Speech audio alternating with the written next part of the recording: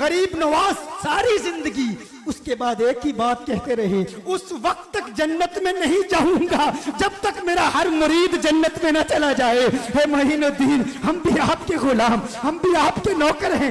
الرحمن، جو کہ رحمان ہے، جس کی رحمت ٹھاٹے مارتے ہوئے سمندر کی مانند ہے۔ لا یملکون منہ خطابا، قیامت کے دن کسی کی جرت نہیں ہوگی کہ اس سے کوئی بات بھی کر سکے۔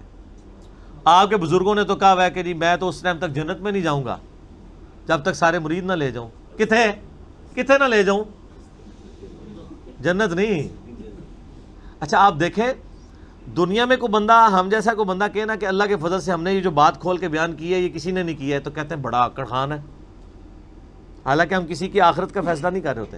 اور بابوں کا جب یہ سنتے ہیں نا کہ وہ کہتے ہیں میں اپنے سارے مرید جنت میں لے کے جاؤں گا، کیا کہتے ہیں؟ سبحان اللہ۔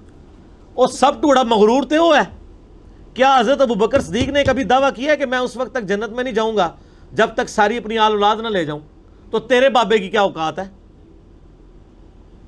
بخاری مسلم کی حدیث ہے، اے میری بیٹی فاطمہ اس پہ نہ کرنا کہ تم اللہ کے نبی کی بیٹی ہو، حالانکہ جنتی عورتوں کی سردار ہے۔ اگر اللہ نے پکڑ لیا میں تمہارے کام نہیں آؤں گا، میرے مال میں سے جو کچھ مجھ سے لینا ہے وہ لے لو، آخرت کا معاملہ اللہ کے ساتھ ہے۔ یہ ہمیں سنایا جا رہا تھا، ان کو تو بتا دیا گیا کہ آپ جنتی عورتوں کی سردار ہیں۔ بخاری مسلم دونوں میں ہے کہ فاطمہ جنتی عورتوں کی سردار ہے، اور ترمذی میں ہے کہ حسن و حسین جنتی نوجوانوں کے سردار ہیں۔ ان کو تو بتا دیا گیا۔ سب سے زیادہ سخت بات یہی سمجھائی جا سکتی تھی نا کہ اللہ کے نبی اپنی بیٹی کو سینٹر کر کے آپ کے کان میں تاڑے کنوں کٹ دے گل، تو وہ نکال دی ہے۔ اب مجھے بتائیں، جو بزرگوں کے بارے میں کہتے ہیں کہ جی وہ جنت میں لے کے جائیں گے، تو آپ لوگوں کو شرم نہیں آتی سبحان اللہ کہتے ہوئے؟ میں کہتا ہوں آندھا کو بات کرے ان کو کہو لعنت اللہ علی الکاذبین، اللہ کی لعنت ہو جھوٹے پہ، کہ جہاں پہ کوئی اللہ سے کلام بھی نہیں کر سکے گا۔ کئی سال اس طرح گزر جائیں گے، پھر نبی علیہ السلام اللہ تعالیٰ سے جب یعنی گفتگو کا آغاز شروع کریں گے تو پھر کہیں پہ معاملات سیٹل ہوں گے۔ تو آڈے بابے نو کھگڑ نہیں دینا کسی نے، اتنی بڑی بات کرنا۔ توبہ تو اللہ فرماتا ہے کسی کی جرت نہیں کہ رحمان سے کوئی کلام کرے۔ یوم یقوم الروح والملائکۃ صفا، اس دن تو فرشتے اور فرشتوں کا سردار روح قدس بھی ہاتھ باندھ کے اللہ تعالیٰ کے سامنے دس بدس کھڑے ہوں گے، عاجزی میں کھڑے ہوں گے، صف بنائے ہوئے ہوں گے۔ ہاتھ باندھ کے بھی ہاتھ چھوڑ کے بھی۔ یہ ہاتھ باندھنے والا میں نے ترجمہ خود کیا ہے کیونکہ ہم عموماً ایک عاجزی کا فارم سمجھتے ہیں، یہاں تو الفاظ ہیں کہ وہ صف بنائے کھڑے ہوں گے۔ لا یتکلمون الا من اذن لہ الرحمن، ہائے ہائے ہائے، کوئی کلام بھی نہیں کر سکے گا سوائے اس شخص کے کہ جسے رحمان نے ہی اذن دیا ہو۔ اچھا اللہ سے بولنے کے لیے بھی پہلے اجازت ملی ہوئی ہوگی کہ ہاں تو بول سکتا ہے، کسی کی یہ بھی جرت نہیں ہوگی کہ یا اللہ میں بول سکتا ہوں، نہیں، اتنی بھی نہیں ہوگی کسی کی جرت، سوائے اس کے کہ اللہ تعالیٰ کسی کو کہے کہ ہاں تو بول سکتا ہے، اور وہ کائنات میں ایک شخص کو یہ ٹائٹل ملا ہے۔ سیدنا امام اعظم محمد رسول اللہ صلی اللہ علیہ وآلہ وسلم، عسیٰ ان یبعثک ربک مقاما محمودا، قریب ہے کہ آپ کا رب آپ کو ایسے مقام پر فائز کرے گا جہاں سب آپ کی تعریف بیان کریں گے۔ اور بخاری مسلم کی حدیث ہے کہ یہ نبی علیہ السلام نے مقام شفاعت کا ذکر کیا کہ اس کا ذکر ہے یہ۔ اچھا ویسے آپ کہتے ہیں وہ قیام الدین تو سارے نبی نفسی نفسی کر رہے ہوں گے، اور ساتھ ہی کہہ رہے ہوتے ہیں ہمارے بزرگ ہمیں جنت میں لے کے جا رہے ہوں گے، تو آڈے بزرگوں کا مقام نبیوں تو زیادہ ہے، یہی مطلب ہوا نا پھر۔ اور سر سب کہانی ہے، ٹھیک ہے، بزرگ بھی تو انو ہی رو رہے ہوں گے کہ ہاں جی آپ نے ہمارے ساتھ کیا عقیدے منسوب کر دیے تھے،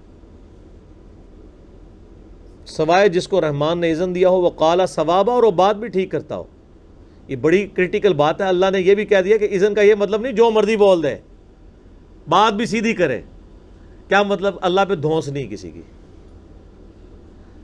اچھا دنیا میں سفارش کا مطلب پتہ کیا ہوتا ہے؟ کسی کو پکڑ کے کوئی جیل میں ڈال دے، پولیس پکڑ کے لے جائے، محلے کے شریف لوگ جاتے ہیں، کوئی بڑا کونسلر جاتا ہے اور کہتا ہے جی آپ کو غلط فہمی ہوئی ہے، یہ تو بیچارہ ویسے ہی وہاں چرچیوں پوٹریوں کے ساتھ بیٹھا تھا، یہ ہے اس طرح کا نہیں تھا، آپ اس کو ویسے ہی ساتھ پکڑ کے لے آئیں، ہم اسے جانتے ہیں، یہ بالکل شریف آدمی ہے، یہی ہوتا ہے نا، تو وہ سفارش مان لی جاتی ہے۔ یہ تو نہیں ہوتا کہ وہ پاؤڈر پی رہا ہو تو اور وہ پھر وہ مان لی جائے سفارش، وہ تو پھر کورٹ میں ہی مقدمہ جاتا ہے۔ اچھا، کیا اللہ کو کہہ سکتا ہے کہ یا اللہ تو غلط فہمی ہوئی ہے، بندہ پھڑیا جائے نا، یہ بڑا نیک بندہ سی؟ آپ کو ضرور غلط فہمی ہو سکتی ہے کہ کتنی نورانی شکل ہے، دیکھو نا کتنے سونے نے، چٹی چمڑی۔ ظاہر ہے جی جب اے سی والے گھر میں، اے سی والی گاڑی میں رہنا ہے، یہ سارے چٹی چمڑی والوں کو ایک دن مزدوری کرائے نا، جون جولائی کی گرمیوں میں یہ جو لوگ روڈ بنا رہے ہوتے ہیں، ان کے ساتھ کسی بزرگ کو اٹیچ کرے نا، پھر اس کی چمڑی چٹی رہ جائے تو میں مانوں گا۔ آپ دیکھ لیں جدھر گرمی زیادہ ہے ادھر کے لوگ کالے ہیں، افریقہ میں آپ دیکھ لیں کالے ہیں لوگ، کو گرمی بہت زیادہ ہے۔ یہ آپ جنوبی پنجاب کے لوگوں کے رنگ کیوں پکے ہیں؟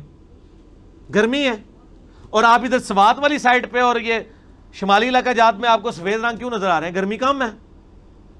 تو یہ صرف ایک دھوکے ہیں لوگوں کو دینے کے لیے نا، شکلوں کے۔ اور یہ صحیح مسلم حدیث ہے، اللہ تعالیٰ تمہاری شکلوں اور مال کو نہیں دیکھتا، دلوں اور اعمال کو دیکھتا ہے۔ تو اللہ تمہارا کہ رحمان سے پھر وہ بات کرے گا تو ٹھیک ٹھیک بات کرے گا۔ اذن کا مطلب یہ نہیں ہے کہ شفاعت بالوجاہت ہے، بلکہ شفاعت بالاذن کا مطلب یہ ہے کہ اللہ تعالیٰ نے اپنے محبوب صلی اللہ علیہ وآلہ وسلم کو یہ پروٹوکول دیا ہے کہ جنت تو اس نے دینی تھی اہل ایمان کو، لیکن نبی کے ہاتھوں سے دلوائی جا رہی ہے۔ کیوں؟ دنیا میں بھی کسی کالج یا یونیورسٹی میں جب کسی کو پرائز دیا جاتا ہے پوزیشن ہولڈر کو، تو وہ دے رہا کون ہوتا ہے؟ کالج کی انتظامیہ، لیکن کسی کو مہمان خصوصی بلایا جاتا ہے، اس کے ہاتھ سے دلوایا جاتا ہے۔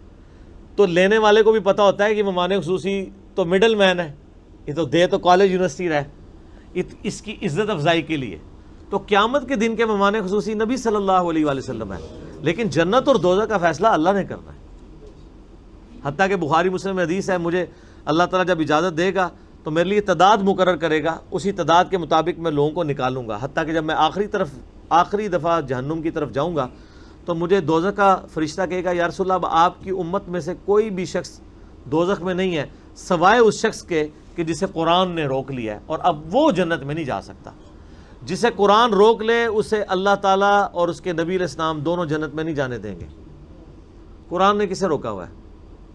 اِنَّهُ مَن يُشْرِكْ بِاللَّهِ فَقَدْ حَرَّمَ اللَّهُ عَلَيْهِ الْجَنَّةَ وَمَأْوَاهُ النَّارُ وَمَا لِلظَّالِمِينَ مِنْ أَنصَارٍ۔